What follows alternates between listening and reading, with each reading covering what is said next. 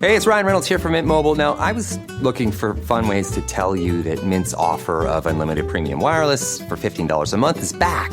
So I thought it would be fun if we made $15 bills. But it turns out that's very illegal. So there goes my big idea for the commercial. Give it a try at mintmobile.com/switch. Upfront payment of $45 for 3-month plan, equivalent to $15 per month required. New customer offer for first 3 months only. Speed slow after 35 gigabytes if network's busy. Taxes and fees extra. See mintmobile.com.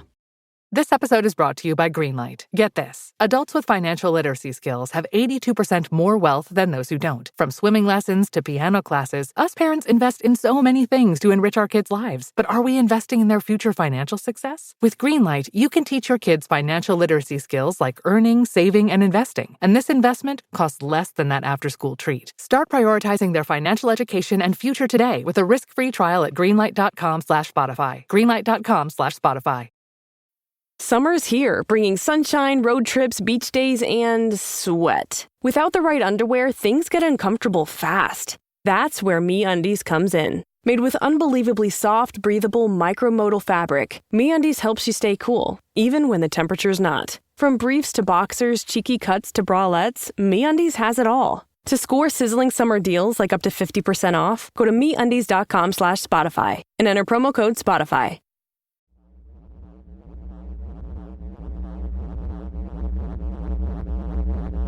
What in the world?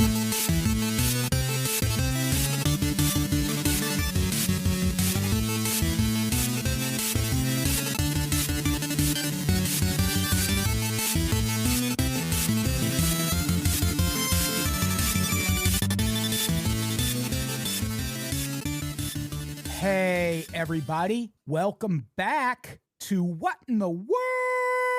A podcast about international news and events. I am your host, Adam Todd Brown. Joining me for this very first reboot episode, international man of mystery and intrigue, Ethan Lawrence. How's it going, man? Really good, really good. Thank you for having me on for the debut episode of this. I mean, obviously, as your international correspondent, it would be remiss of me not to be here.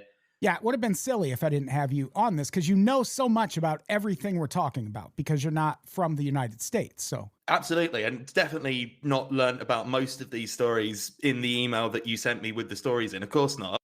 I was way across all of this. Obviously. Yeah, that's what I count on you to keep yourself abreast of international news and things. And I do keep myself abreast, if you know what I mean. Right? Whoa! Whoa! Wow!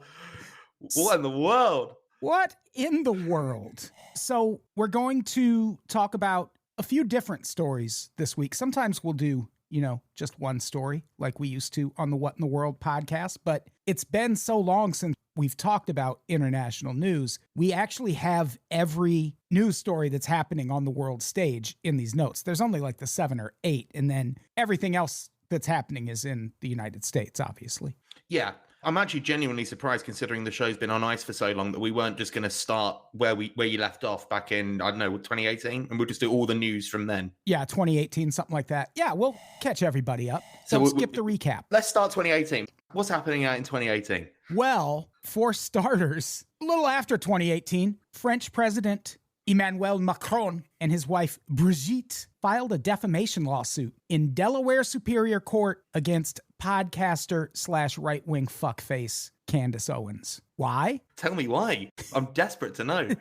Because, Ethan, on a podcast in March 2024, Owens said she would stake her, quote, entire professional reputation, end quote, and what a fine reputation it is, on the accusation that Brigitte Macron, quote, is, in fact, a man. End quote. Whoa, that's crazy. Yeah, this is exactly the kind of thing right-wingers think is a gigantic scandal. If I found out Emmanuel Macron was married to a trans woman, I'd be like, it's very progressive of Emmanuel Macron. Not mad at that one bit. And sort of out of character for his sort of right-of-center ass. Yeah, one of my favorite memories of all time. Me and my wife were watching TV. I don't even know what we were talking about, but I was doing a very stereotypical French accent, the whole and baguette. she was like, no one talks that way for real, though. And I shit you not, within 5 seconds of her saying that, a news conference with Emmanuel Macron popped on the TV, and he was like, oh, Emmanuel Macron. The French, they lean into the stereotype of themselves the hardest. You know, I know a fair few Americans now, and not all of you wear big, like, 10-gallon hats firing, like, six-shooters into the air. No. But the French, they've all got onions around their neck, stripy shirts, riding around on bicycles, leaving their dreadful, dreadful cheese out in the hot Parisian sun.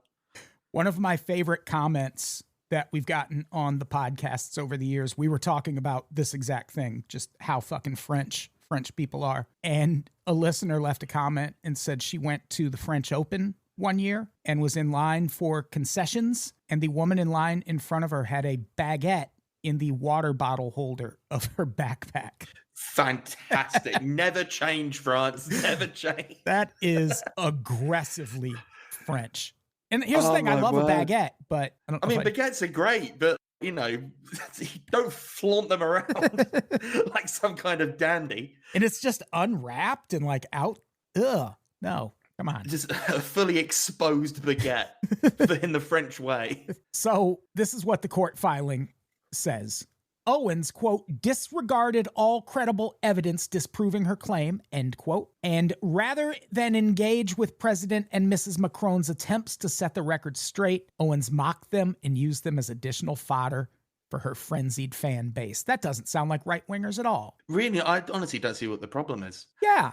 I was unable to pull it out from the news article itself. Is the accusation that Candace Owens is putting forward that Brigitte is a trans woman, or that she is literally a man in drag? I think it's that she is a trans woman, because I have in the notes also, yes, after this is, I almost kind of admire this doubling down this fucking hard. But after the Macrons reached out and asked Candace Owens to stop making these claims, she did not. Instead, she did an 8-part podcast series about Brigitte Macron actually being a man. But she does say among her different claims that Brigitte Macron stole someone's identity and transitioned to become a woman. So, right, okay. I think she is arguing that his wife is trans.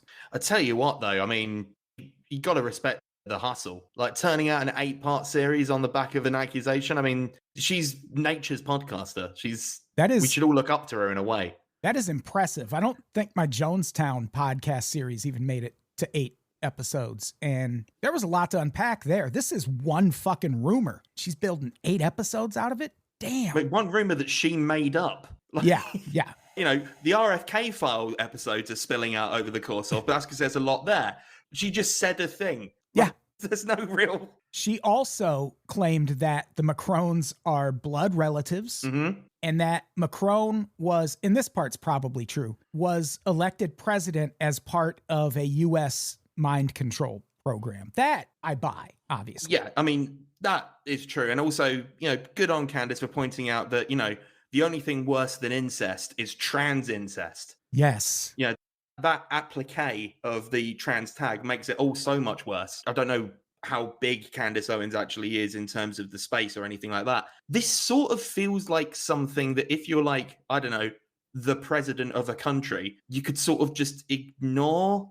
Yeah, I wonder if they're just trying to either prove a point or if it's just a response to Trump suing all these people for defamation. Oh, that's interesting as a theory. I didn't ever considered that. Like we just get legal on everyone because that's just how we do it now. Yeah, I mean, that's what right-wingers are doing. They're suing the shit out of people. But it's mainly Trump. He's suing the Wall Street Journal. He sued Paramount. Like, he's trying to sue all these outlets. Based on what I've seen on the South Park episode that was released today, he's probably going to be suing Paramount again. I feel like I need to watch that episode. I'm not... Here's the thing. It's not that I'm not a South Park fan. I've never watched an episode of South Park and been like, that was dumb. I hate this. I just never watched it regularly. I've seen all the South Park movies in theaters. I feel you. I usually come to it relatively late, but like when it arrives, I'm like, oh, that's good that this is here. Yeah, but I've been hearing a lot about that episode. I need to watch that. Yeah. Trump, I don't think is going to be particularly happy. He does get a little bit funny about people talking about his little Willie. He sure does, which, Please again, don't sue me, Trump. You'll get nothing out of me. and again, just ignore it. You're the fucking president. Who cares? Like, why not just ignore that kind of shit? But it's such a he does thin not. skin. Such a thin skin. And it really is a Streisand effect kind of thing. Like, I've never thought about Trump's dick until he started suing people for saying it was shaped like a mushroom and whatnot, which I'm not going to lie, I want to see Trump's dick. Yeah, out of sort of morbid medical curiosity. Yeah, the way it's been described, like, I hope after he dies, it's on display in his presidential library. Can you imagine how demented the Trump presidential library is going to be? Oh my God, I don't even want to think about it. It'd be like a house of horrors. I will go. I will 100% go. You know for a fact there's going to be some like loose confidential files around. You know, you'll be able to just riff through those. Just fucking laying around. I go to the Reagan Library uncomfortably frequently because they have really cool exhibits there all the time. This is where you also found that magazine that came out a couple of days after RFK got assassinated. The RFK assassination souvenir program that came out like the day after he died. Any kind of museum that produces that sort of content is worth a visit. Again, only thing in the gift shop that didn't have Reagan's name on it. Fantastic. And it was there during the FBI exhibit. So I feel like the FBI brought him and was like, hey, do you want to sell some of these things we made?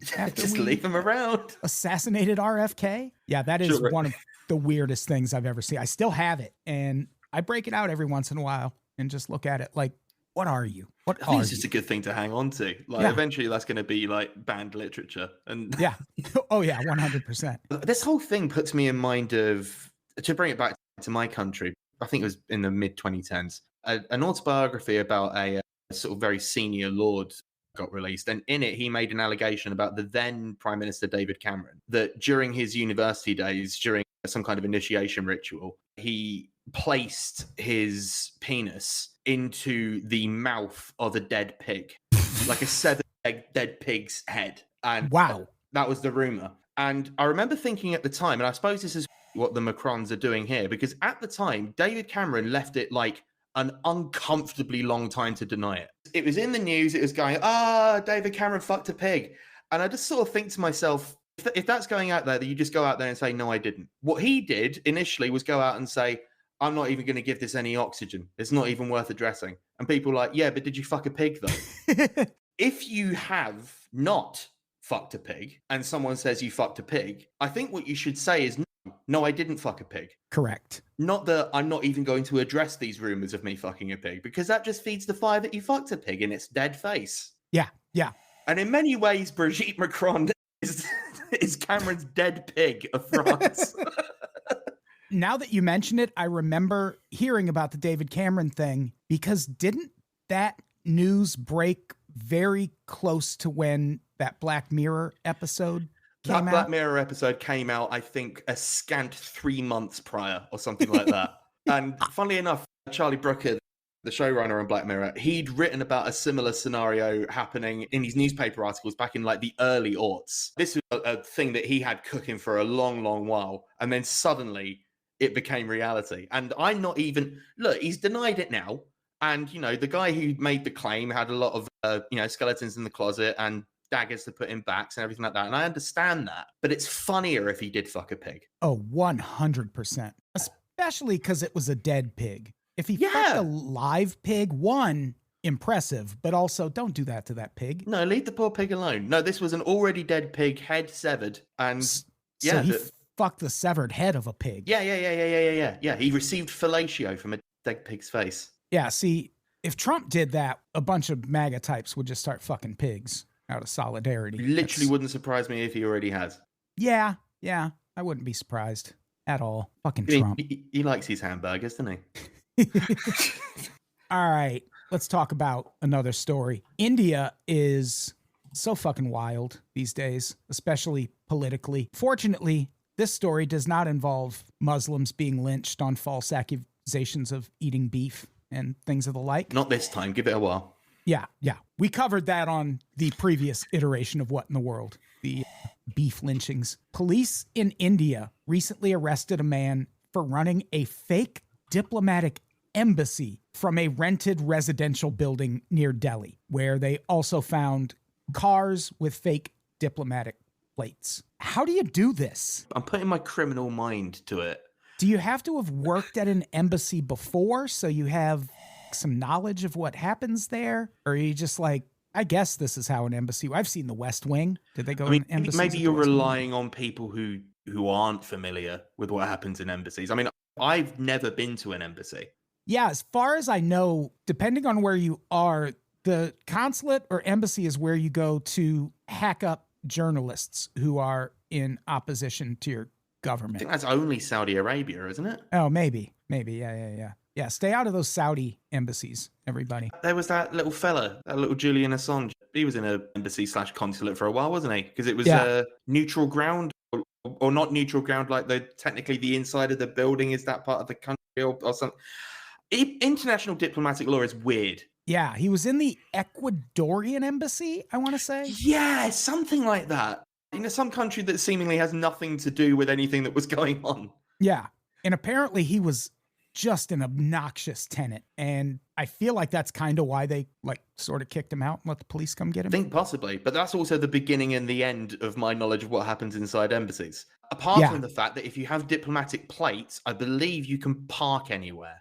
Oh, well, that's awesome. You can also kill someone and just get out of the country because you have diplomatic immunity. Yeah, although I do suspect that if you are a diplomat for a country and you kill someone while working for them, they might have something to say about that diplomatic immunity when you get back. Sure. The country in question, yeah, but you'd hope. Here, you'd hope at least. Can't do shit here. Otherwise, that's a real hack. It is, yeah. Here's the thing. If I was an ambassador, I'd kill so many people. And this is why you are not an ambassador. Exactly. It's much safer for you to be making podcasts. So this suspect, he impersonated an ambassador, duped people out of money by promising overseas employment. His name was Harshvardhan Jain, 47 years old. I love this part. He claimed he was an advisor or ambassador for places that didn't even exist. Among them, Saborga and West Arctica. West Arctica is brilliant. West Arctica? Where is that even? Where would you geographically put that? Well, the directions, north, south, east, and obviously. So Ann is, up there, and then West Arctica is west of Ann. So it's a west up there. Yeah. It's westish, This is what's making me think that this particular ruse, this particular hoax of sorts, wasn't really aimed at people who might know what's actually going on. Yeah. What did he do when the people got there, I wonder? I mean, it's in a residential building. They had to buzz in to go off, or... Yeah, was he just like, I'm not home. Nobody's right now. I'm sending someone to West Arctica. Harshvardhan's not here. This is Mrs. Jain. Oh, God. I mean, his secretary. Yeah, absolutely. Come back later. My name's Harriet. Jain. What a scam. I want to try this. Let's do it. Let's set up a fake embassy. All right, I'll fly over. I'll bring some plates. Yeah. Just some blank plates. We'll work on it. I assume we need the rectangular ones, not like a dinner plate that we just write some numbers on. Yeah, we're going to need some supplies for sure. But this seems doable. The police found stacks of doctored pictures showing this guy with various world leaders, which that's just smart. That's fun because it implies that he put a bit of work in. He sat there on his laptop in his residential office institute, hunched over, just superimposing him next to Emmanuel Macron. And baguette hoisted on his shoulders. What a fantastic scam. But now this guy's facing money laundering, forgery, impersonation, and possession of fake documents charges. Oh, the fake documents, the pictures of him with world leaders. I hope so. Yeah. No, look, that's me. That's me with Nayib Bukele. It really is. Ooh, no, Nayib Bukele, you must be so proud. Yeah, hell yeah, man. That was a great day out. The world's coolest dictator. he calls like, himself. Really badly photoshopped in. Yeah. Just you can still see the outline around it from the other Crop is picture he cut it from. artifacted as well. Like it's a really low resolution on a high resolution picture. Yeah, I want to see these pictures. Were they convincing? Would you look at it and go, "Oh shit, that is him with Obama," or would you be like, "That's"? I just feel like if they're going to include the West Arctica detail, they can include some of the pictures of the superimposed. Because we're having fun already, right? Let's keep going. Let's keep the party rolling. Yeah, here's me with the King of Wakanda. Wait, what? That's a real him place? In the background of a shot of Black Panther. Prime Minister Chadwick Boseman. I'm with here. Very nice. So yeah, if you're looking for quick money, everybody, open a fake embassy. But be careful. Seems like a foolproof plan. Just don't get caught, you know? I wonder how he got caught. I'd like to hope it was months of intense investigation. Like it was a proper sting and it took a long while because it's so low level. Months and months of resources on this. This guy's accused of scamming people out of $10,000. All hands on deck. Oh yeah, I mean, my God. We got to deal with this. West Arctica. I love that. It's so so much. Good. That is brilliant. It's back to school season and Clorox is donating 2 million disinfecting wipes to classrooms across America. Because back to school means things can get a little bit messy. Just ask kindergarten teacher Miss Gibson. Give me just one Clorox wipe and I'm ready for glitter glue, exploded lunchbox yogurt, peanut butter handprints, runny noses, picking noses, rubbing noses. Touching noses. Thank you, Edward. Ooh, nap mats and lockers and tissue boxes. And Clorox scissors. disinfecting wipes. Teacher's #1 wipe. Clean feels good. Based on unit sales data. United Healthcare nurse Crystal checked in on a patient. We do a routine call after surgery, and I could tell in her voice that she was struggling. Crystal knew she needed help. I knew that this is very serious. This is like septic. This is life-threatening. And she knew just what to do. And I called the hospital and said, she's coming in. Here are her labs. And got her the help she needed. I see my role at United Healthcare as a life-saving role. Hear more stories like Crystal's at uhc.com. Benefits, features, and/or devices vary by plan area. Limitation and exclusions apply. This episode is brought to you by Liquid IV. When you hydrate with Liquid IV, you're powered by Hydroscience. Hydroscience is Liquid IV's science-backed formula with an optimized ratio of electrolytes, vitamins, and nutrients. Experience great-tasting hydration for mental clarity, physical endurance, and overall well-being. Sip into something that up-levels every moment. Liquid IV. Tear, pour, live more. Visit us at liquidiv.com. Leading a business today means constantly adapting. On the Executive Insights podcast, brought to you by AWS, global leaders share how they're making tough calls, testing bold ideas, and putting innovation into practice, generative AI included. If you're looking for real stories behind what's working, this is it. Subscribe to the Executive Insights podcast today, available now on all major podcast platforms.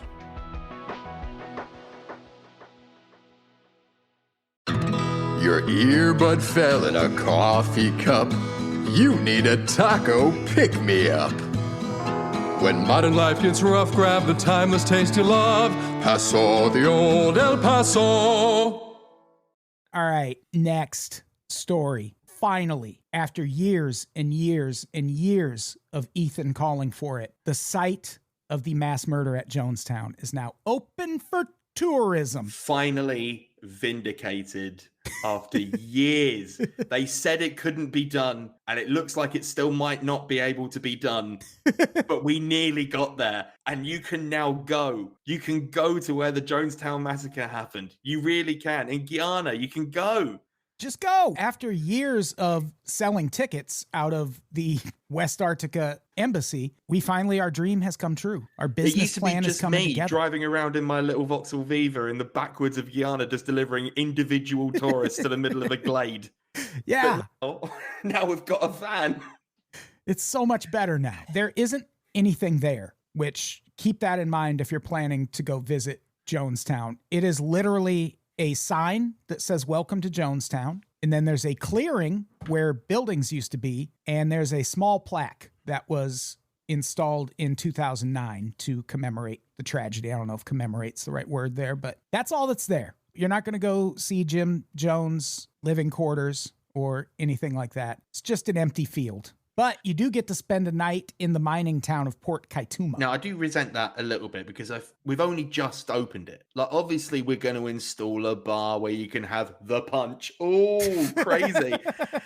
We'll have some stuff going on, but for now, yeah, sure. It's a clearing. It's got a plaque and it's got a sign. And the mining town's lovely. Yeah, we're going to install Jonestown the ride. And all that is you get on a plane and try to take off before the people shooting at your plane successfully board and kill a congressman. It's called interactivity. And that's what we're all about here at the Jonestown Memorial. Are they going to have a gift shop? Because I'm a sucker for a gift shop. I mean, if they don't install a gift shop, like something's gone wrong. Like you can't have something like this. I mean, I've not been to Jonestown. I've not been to Jonestown, but I've also another place that I've not been to is Auschwitz, right? But I have to assume there is I'm skating on thin ice here, but I do feel that Auschwitz might/should have a gift shop. I wonder. It's gotta, right? Alcatraz does, which a little different, but it's different, but also, it's a living museum. What do museums have? They have gift shops. It's got to. Auschwitz has to have one. I imagine it was a very tense marketing meeting. They were like, okay, what do we choose? We have to be careful about what we sell. We have to be really careful. Yeah. When I was in Vegas a couple of years ago, they had a Titanic exhibit, which was actually very cool. They even had a recreation of the iceberg that it hit. Oh, awesome. It was actually ice. It was just a big ass block of ice and you go up and touch it. They had a gift shop also. And I bought a haunted sweatshirt there because I was not going to not buy something at the Titanic gift shop. I buy something at any gift shop you put me in. And I bought this sweatshirt. It just says RMS Titanic on it. And you could tell it had been sitting there for a while because it was a little musty smelling. Mm-hmm. I have washed that thing 3 or 4 times and it is still musty as fuck. It smells like what I imagined the Titanic smelled like. You've got the stank of a dead Irishman. Yeah. It is just not coming out at all. So now I never wear my precious Titanic sweatshirt. I didn't even, when I bought that, I made Jeff drive it home because me and my wife flew to Vegas and Jeff drove and we all met up. And I was like, I'm not going to tempt fate by taking a Titanic sweatshirt on a plane. That's just God no. Begging for an airline disaster. Jeff crashed and died on the way home. Yeah. Which as well, you should have into an iceberg. Weirdly, yeah. Avoid that. Why was there an iceberg in Vegas anyway? In the middle of the Mojave Desert. Yeah, just smashed right into it. Must have been texting. He's probably on his phone. Yeah. Drunk as well, I imagine. Oh yeah, Jeff. Oh, Jeff always fucking hammered. I also went to a Titanic museum recently. Maybe about a year ago. I was doing a TV show out in Belfast in Northern Ireland, and it's a port city, and that's where the Titanic was mostly constructed. Oh, so they've got a whole thing, this whole Titanic experience. Went in there, it was really good actually, and it had a gift shop, worth saying. But love it, really good. There was the particularly moving bit where you round a corner and piped in actual testimonies from people that survived, and there's this enormous wall at the back with a list of every name of the person that was on there, organized by who died and who lived. I wonder if we saw the same exhibit, because the one I saw was like a traveling. They could have copied it. Thing. And yeah, they have all of that was at the one I went to. Yeah, they might just do it a bunch of different I guess it's sort of like a uniform thing. But one thing that I do remember, which I thought was very funny, and I'm sorry if I insult any American tourists to the UK, but I was walking around there, I was on my own, and there was a scale model of the Titanic, maybe about 1.5 meters long. Sure. And there was a woman standing in front of it, quite elderly, and her husband was sort of a little bit behind her, I assume husband, but she turns around looking at this Titanic, like this little model of the Titanic with tears in her eyes. She turns around, calls her husband over and goes, "John, look, it's the Titanic." Yeah, in the Titanic Museum. I should fucking think so. What the fuck? What's it doing here? Oh my God, John. Oh, no, Godspeed to those two. I hope they had a nice time in Belfast. I bet they could not understand the accent at all. I need everyone listening to this at home to do what I just did and see if you get the same result. I started typing in does Auschwitz? And the first thing that auto-populated was have a gift shop. No way. Right, Now, I'm trying. Is that just the machine listening to us and responding to what we're talking about? Or is that just the question people have about Auschwitz? I've got, I mean, I'll do the top three because I think this is... So at number one, does Auschwitz have a gift shop? At number two, does Auschwitz have a cafe? And at number three, does Auschwitz sell out? Oh, man. Imagine being at Auschwitz and being like, I'm hungry. Where can I get a fucking snack? I figure, though, because it's, an active working museum, they've got to have, like, a vending machine at the very least. I'm going to read the AI overview of my search query because it's fucking hilarious, but also down in the people also ask section. First question, can I wear jeans to Auschwitz? It's a black tie affair only, I'm sorry. Formal Does Auschwitz attire have a only. dress code? Show some respect. What are those, jeans? I am showing respect. It's called smart casual. The Nazis outlawed jeans. Did they? I don't think so. It was slim ties the whole way, as we know. So this is the result for does Auschwitz have a gift shop? According to the AI overview, this could be somewhat incorrect, but yes, there are gift shops at both the Auschwitz and Birkenau sites. These shops primarily sell books related to the Holocaust Makes and sense. the history of the camps, Makes sense. along with other items like postcards. Imagine you're traveling abroad and you're like, hey, I'll send you a postcard while I'm out. And you hit your family with a welcome to Auschwitz postcard. Work will set you free on the front, and then we're having a lovely time on the back. A little smiley face. But it gets better. Let me take that sentence from the top. These shops primarily sell books related to the Holocaust and the history of the camps, along with other items like postcards, and sometimes even items like Woody Allen biographies. What? Why? How much of this is Google AI hallucinating, and how much of this is true? It's gotta be. Is Google like, well, he's the last Jew, so... He's the only one we've heard of. So obviously they're going to sell his books. Oh, God. Going to the Auschwitz Museum. Fine. I've just got images now of I went to Auschwitz and all I got was this lousy t-shirt. I can't...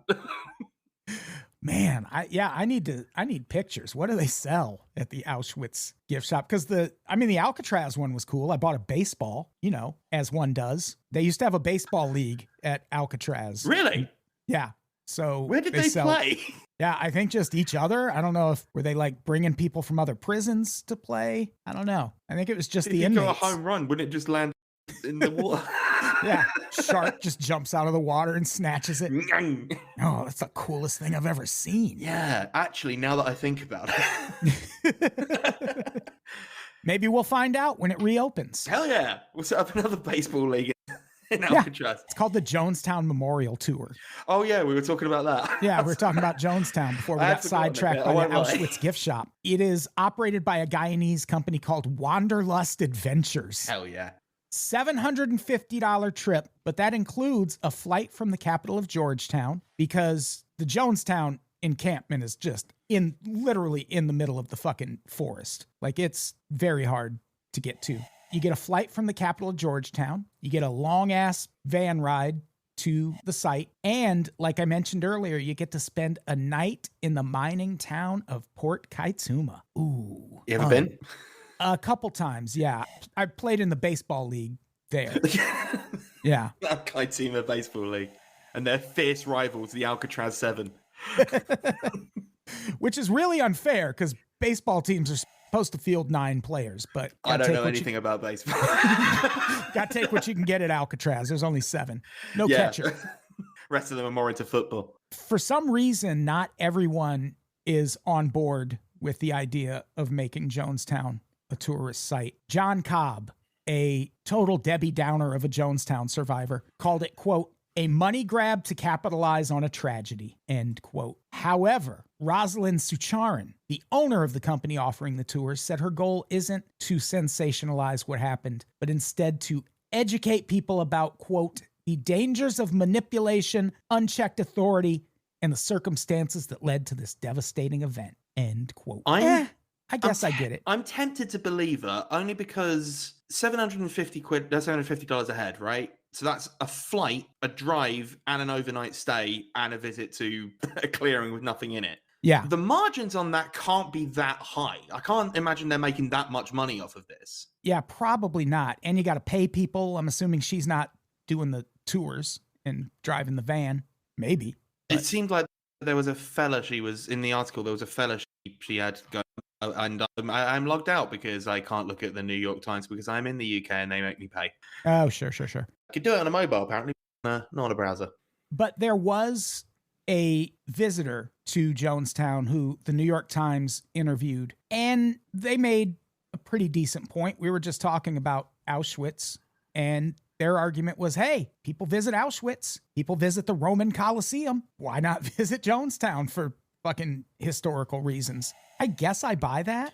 I feel I'm landing more on the side of it's maybe a touch distasteful, but also ultimately fine. Yeah. Like, I can think of worse things that happen in the name of commerce.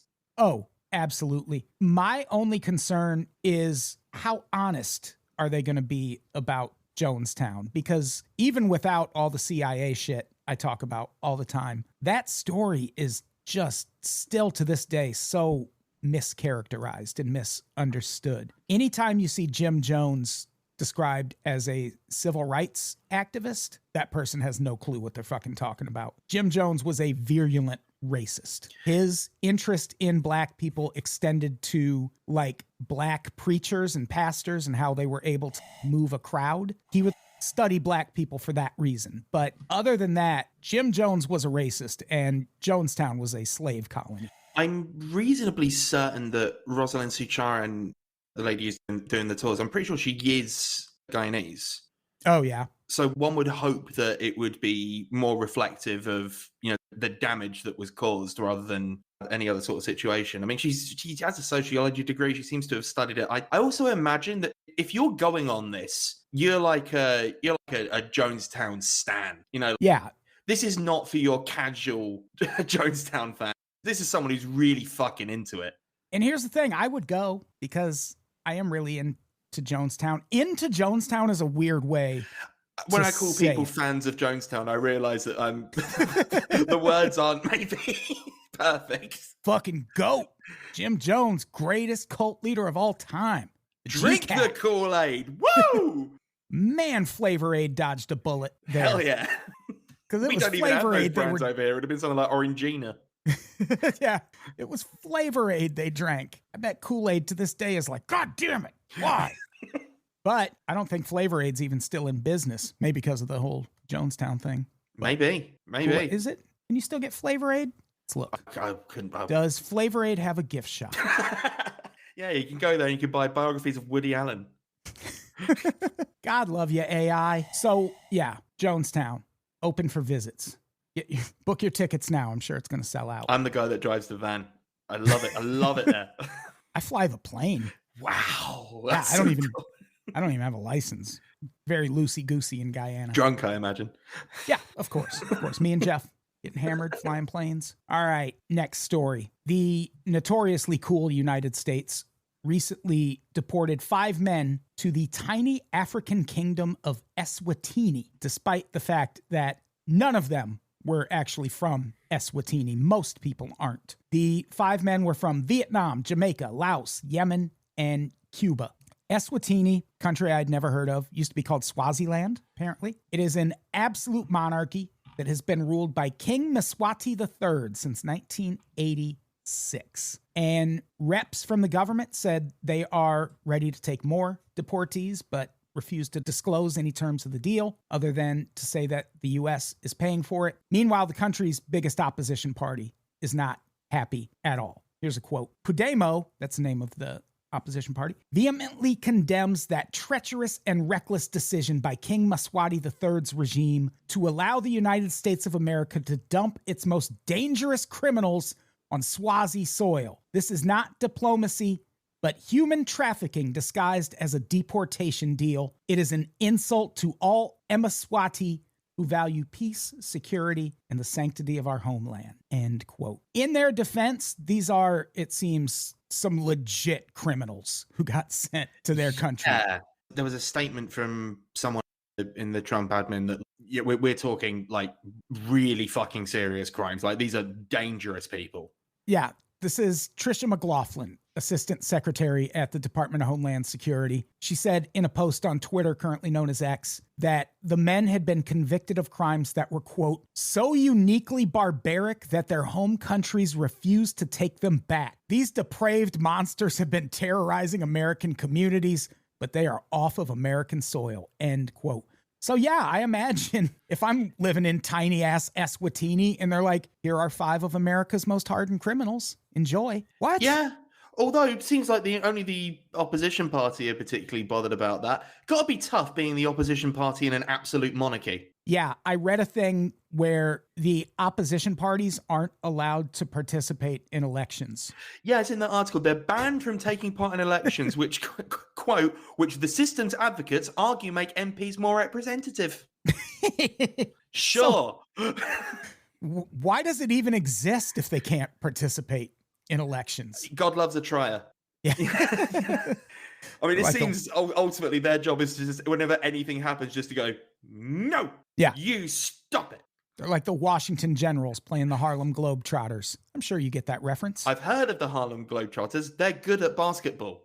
They're like a exhibition team that does like comedy tricks while they're playing basketball, but they always play the same team, the Washington Generals. And the Washington Generals actually try to win and have won, I think, twice, like in history. It's weird. But more often than not. Yeah, they were on we have a show over here in the UK. It's on Sunday mornings. It's called Sunday Brunch. And it's basically a 3-hour-long softball interview program interspersed with cooking segments. Oh. And the Harlem Globetrotters were on that once. And honestly, you have not seen television until you've seen 2 bald, white, middle-aged men from the UK attempt to interview the Harlem Globetrotters in a way that they might be able to understand. In a brightly lit studio on a couple of sofas, one of them's making like a bean casserole. It was really odd. So basketball, what is it? What's that all about then? You throw the ball in the hoop then, innit? What's it like always being winning at the basketballs then? You're right. Would you like a nacho that I made? Your British accent's better than mine. Oh, I've been working on it for a lifetime.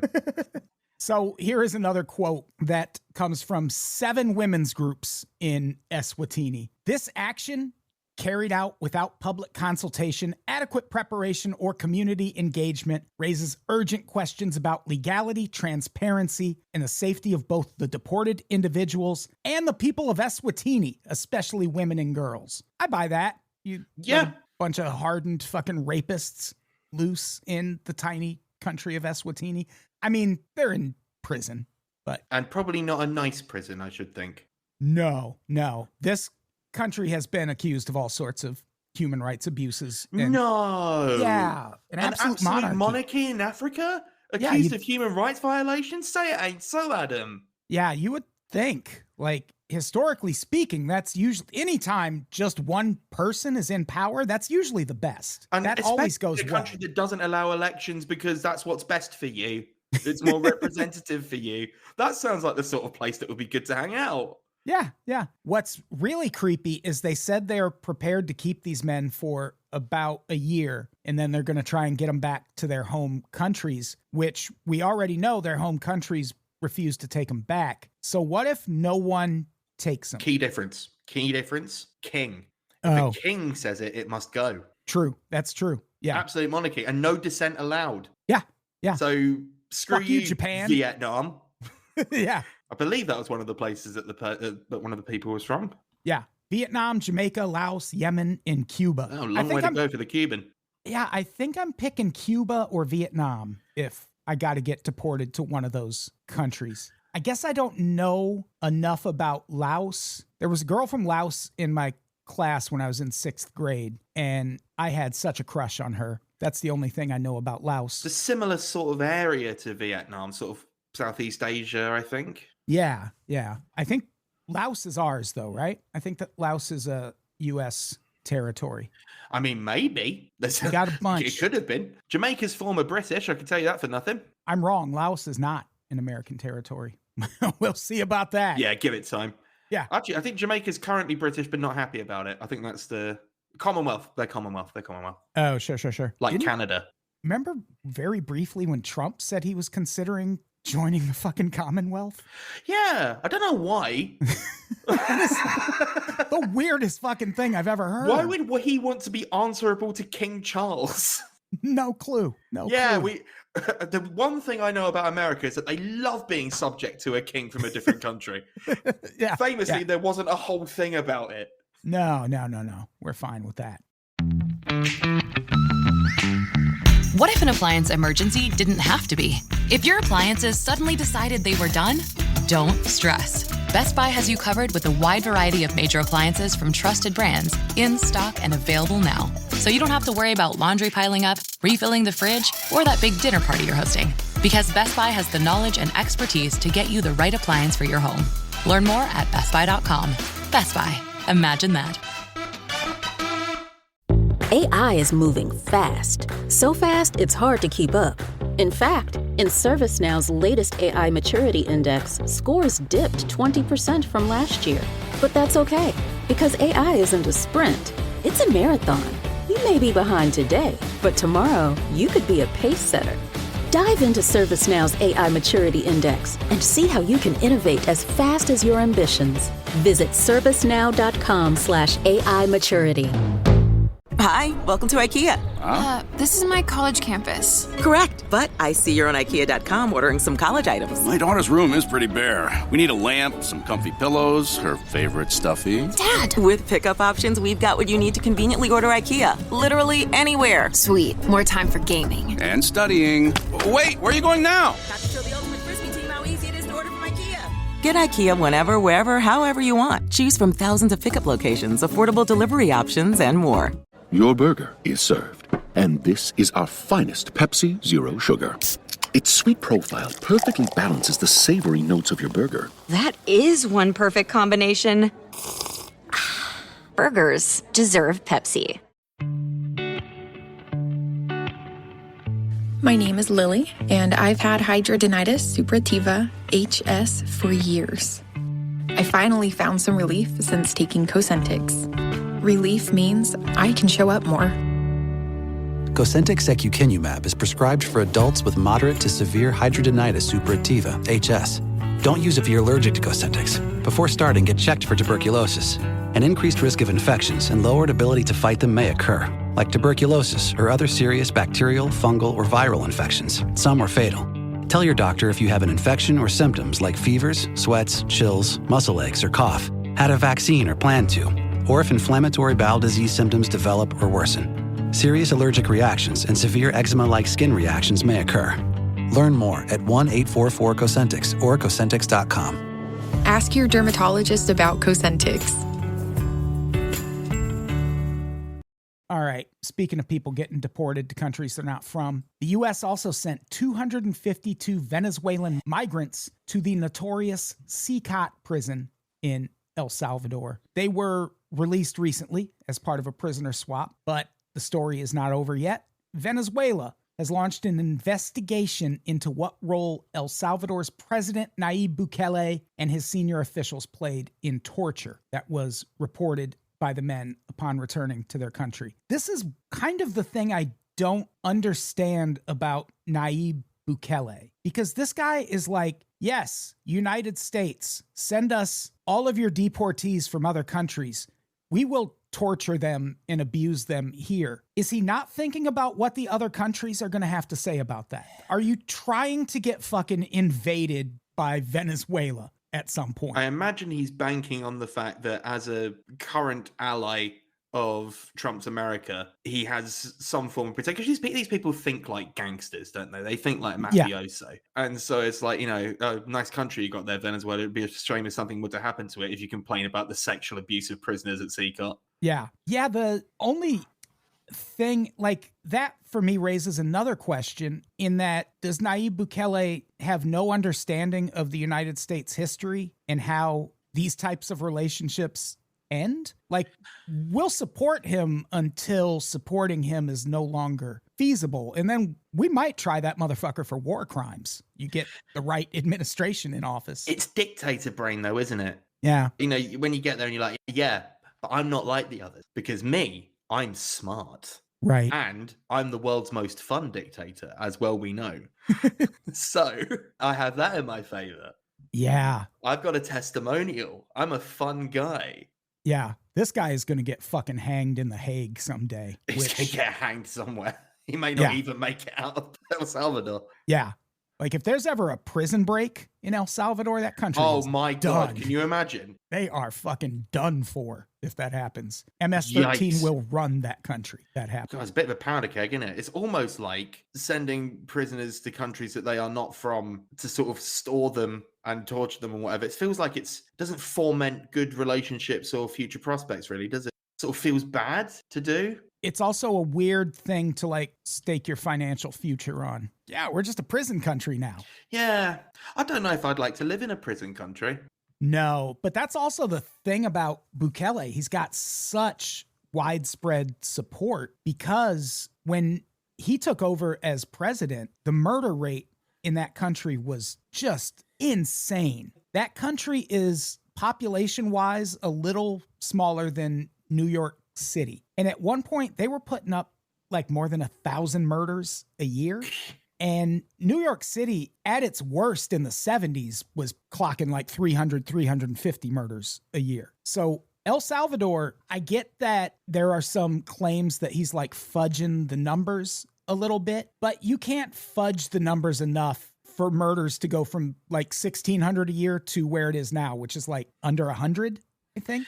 Yeah, I mean, if you were fudging that, there'd be no way to hide the gulf. Yeah. Like, you know, people, especially in a country that small, people would notice. Right. People would notice that you're 1,500 shy of what you can, because that's a lot of people. That's a whole lot of people, yeah. When I did the episode about El Salvador on the solo pod, even when you add back in the deaths that they say aren't being counted, their murder rate's still pretty low. So I get why people in that country support him the way they do. If you were living in a place that had fucking 1,600 murders a year, I don't think you would care at all how that shit goes away. No, I mean, that's what you care about, right? Like on the ground, it's like, yeah. I literally feel safer now. Yeah. And so there are obviously rights groups in that country that have opposed what is happening, but compared to the support he has, they don't have any fucking chance. I think a lot of them have fled the country. I know the biggest independent news outlet in El Salvador fled to Costa Rica. Like the whole fucking operation picked up and moved to Costa Rica because he accused them of money laundering. Yeah, there was a whole thing, wasn't there? With like, they introduced, I think I heard it from your podcast. They introduced like really heavy punitive punishments for, you know, corruption or money laundering and everything like that.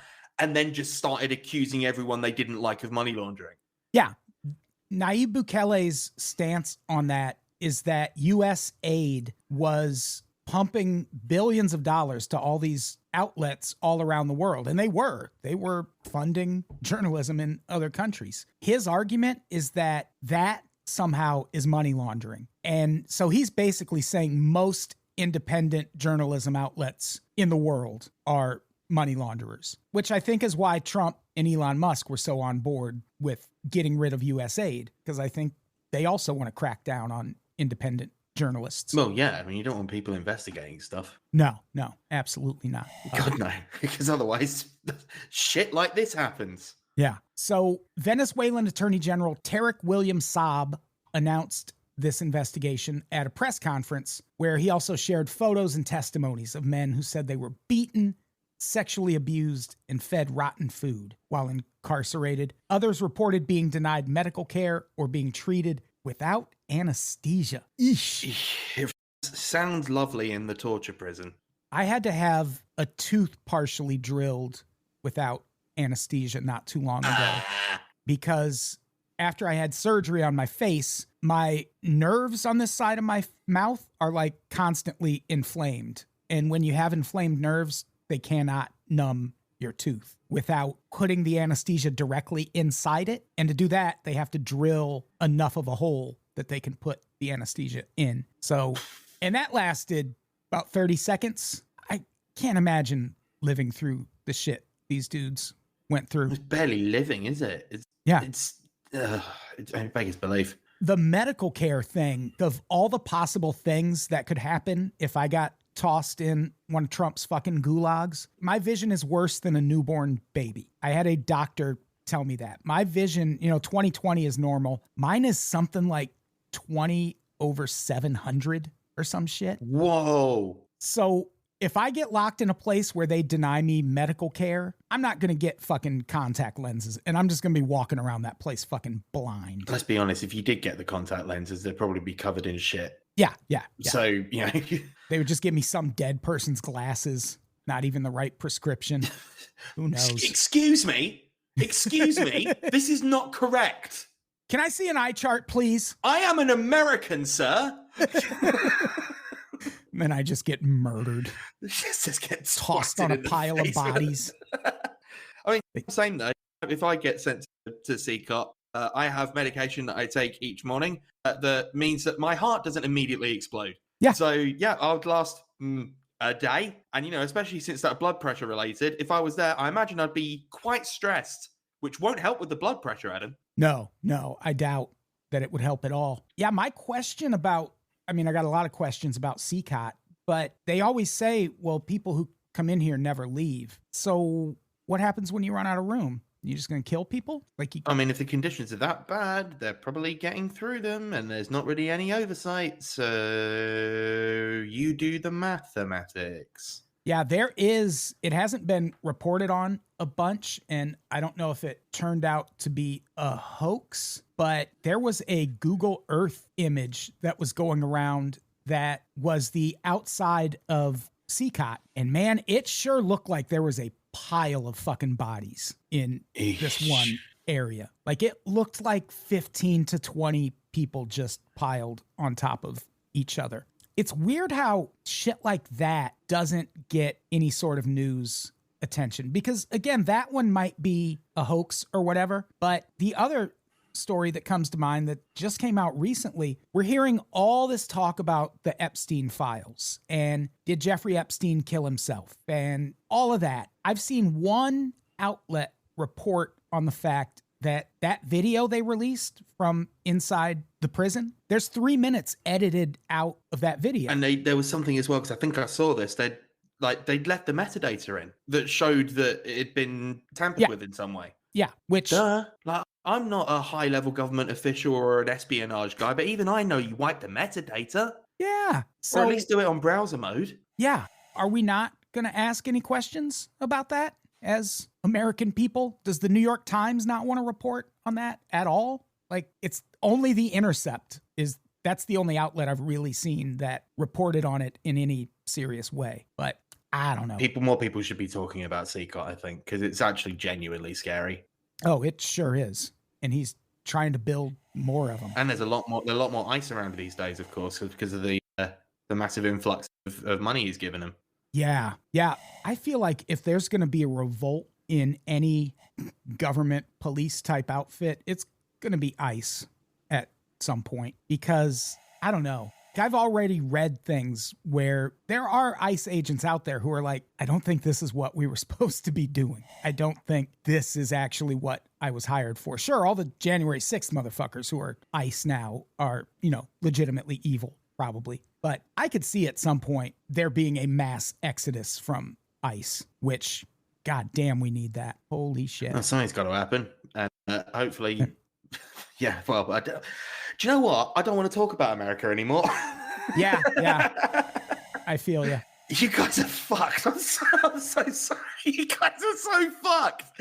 Every time I think about your country, I'm like, wow, they're fucked. We sure are. And, you like to think, well, the United States is so big, they can't, control all of us. Fucking look at India right now.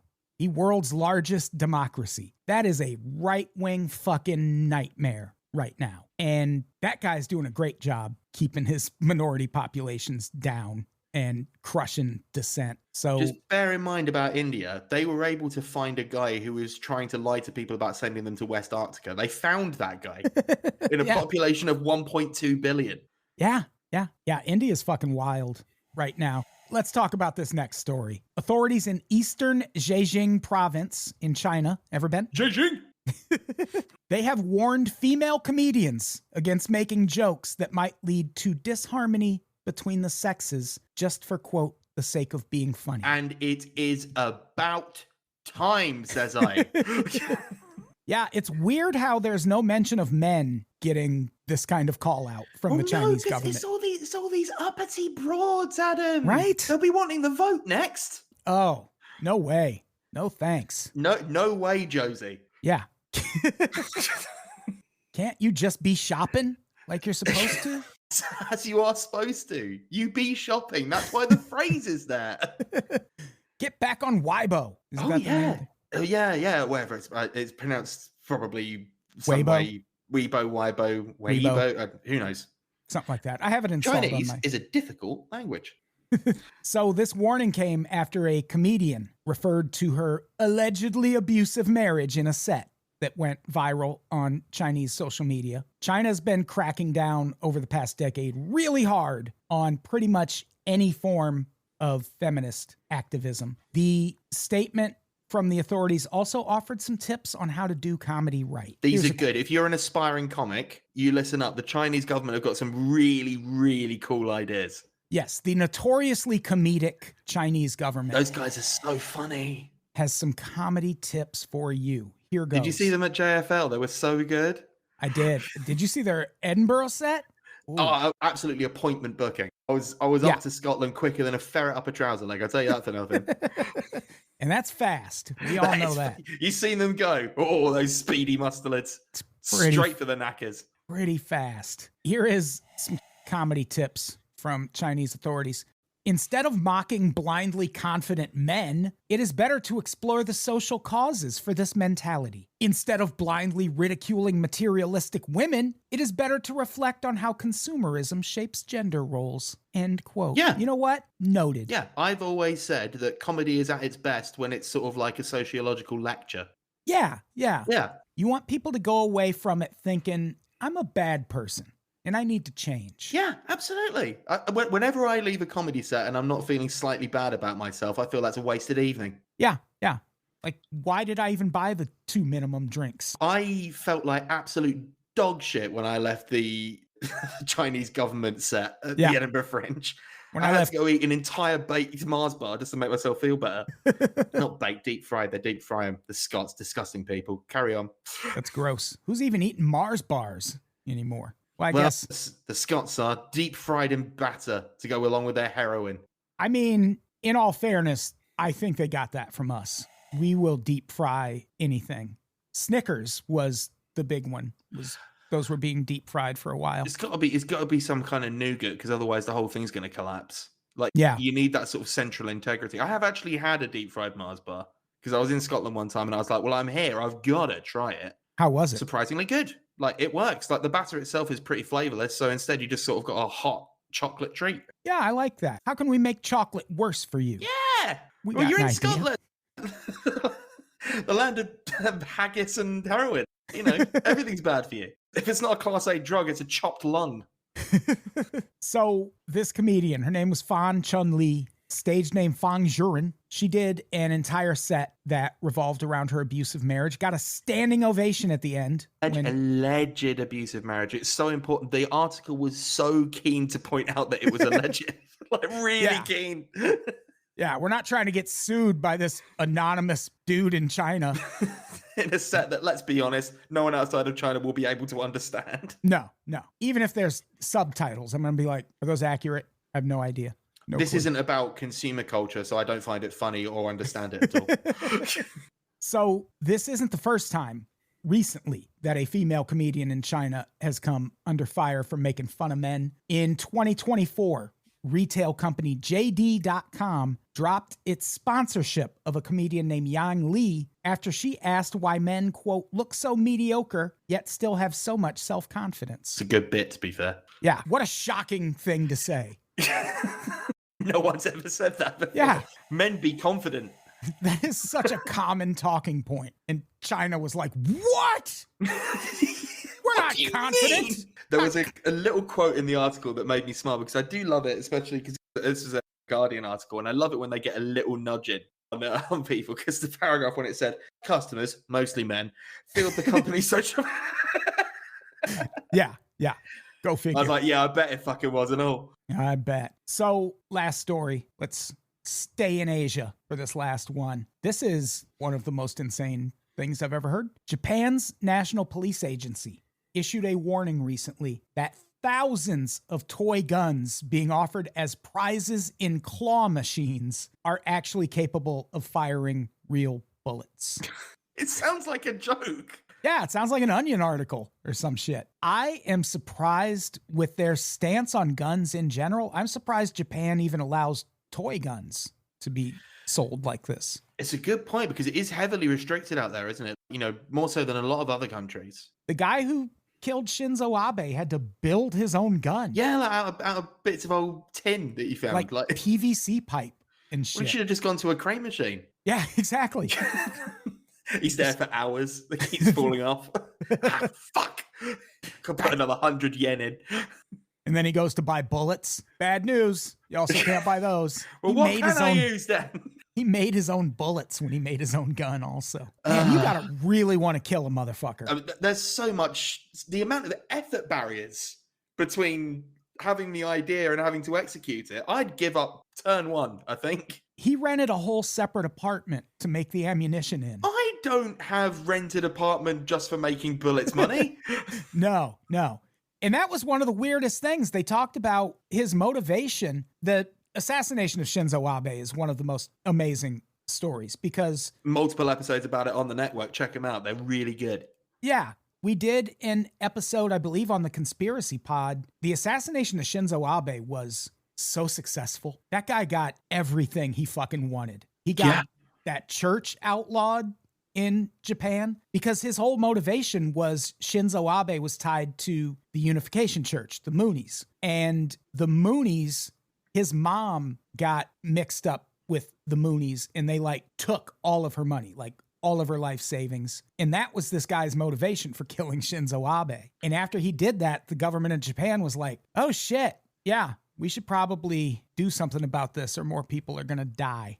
And they fucking outlawed that religion in Japan. But what was so shocking to me about him renting that apartment was that part where he was like, they drove me into the ground financially. It's like, but you can still rent a second apartment to build bullets in? Maybe it's one of those really special, really small Japanese apartments. It's basically just like a cupboard.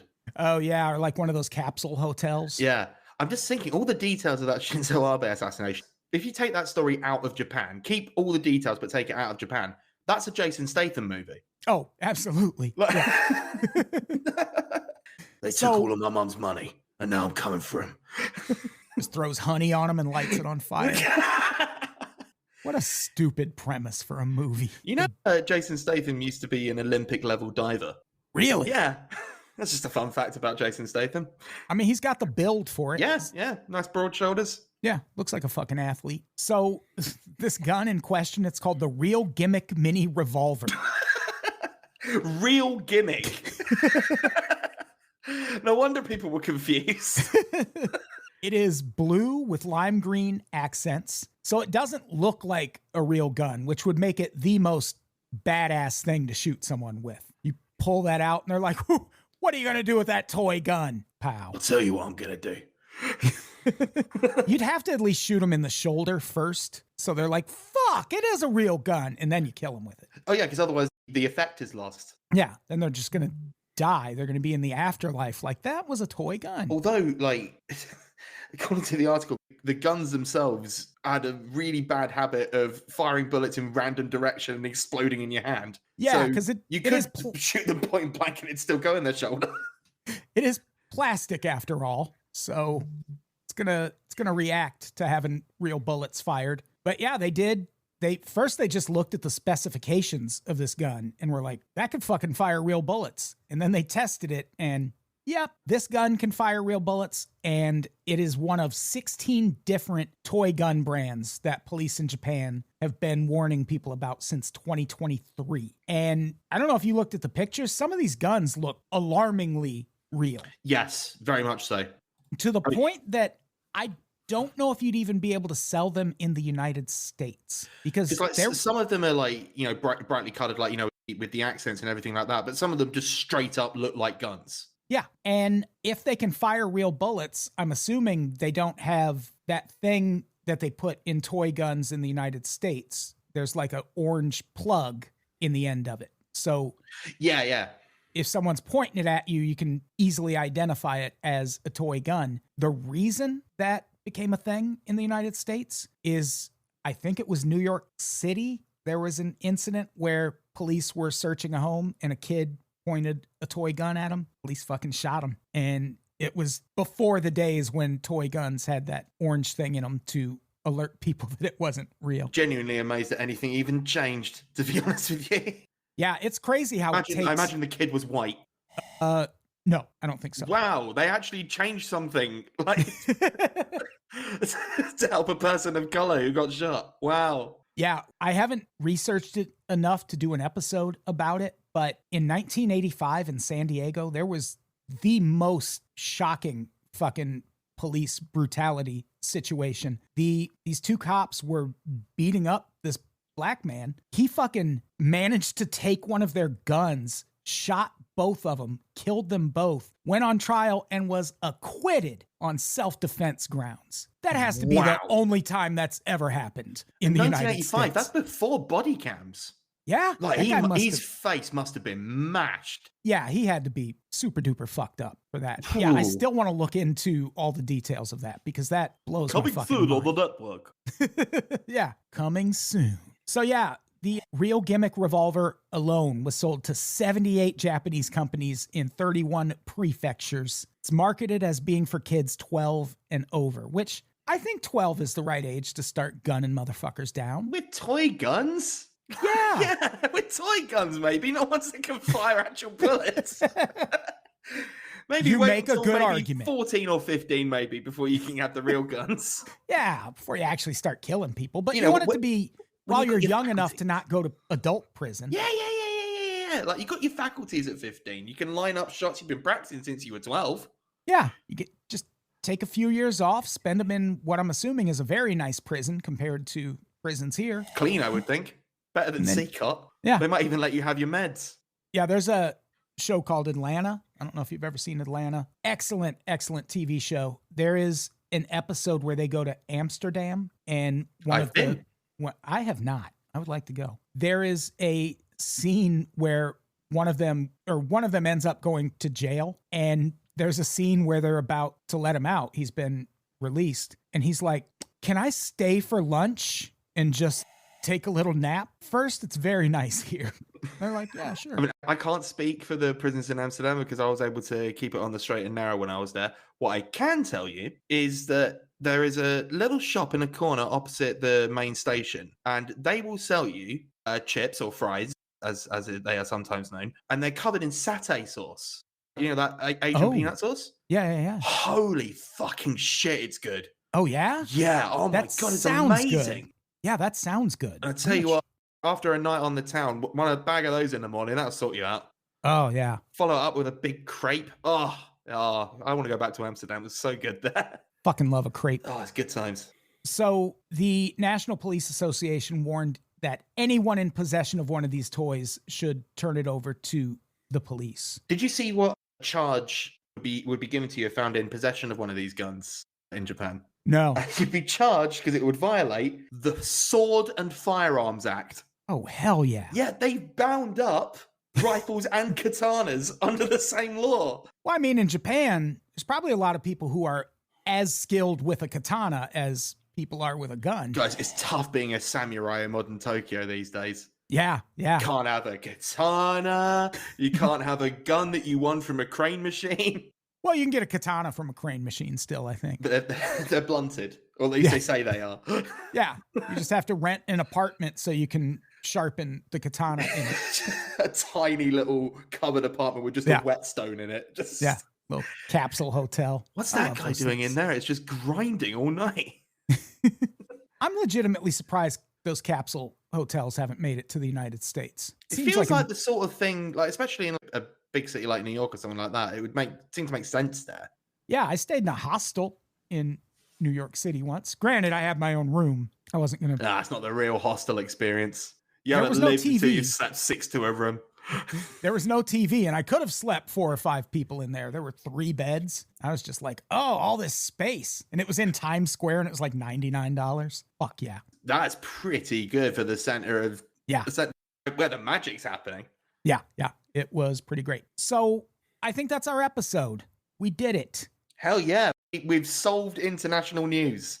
Yeah, there's nothing else happening in the world. Thank you so much for doing the pod, Ethan. What do we have to plug before we get out of here? I would just like to tell people that this podcast and in your area will be moving to Thursdays soon after me and Jeff bring back the Monday show. They'll all be in the same feed, so you don't have to go search for them. So be on the lookout for that. Ethan, what do you want to plug? Well, first of all, thank you very much for having me on the debut episode of the new and improved What in the World? A real honor. Thank you for thinking of me. Thank you for doing it. You can find me at Ethan D. Lawrence on most, if not all, of the socials. I have a podcast of my own, which we're hoping to have Adam on soon at some point. So maybe that'll be your first listen. It's called Shut Up and Answer the Question. It's myself and my friend Sean. We take a question from the audience and spend the whole episode answering it. It's a lot of fun. So yeah, at Ethan D. Lawrence and Shut Up and Answer the Question.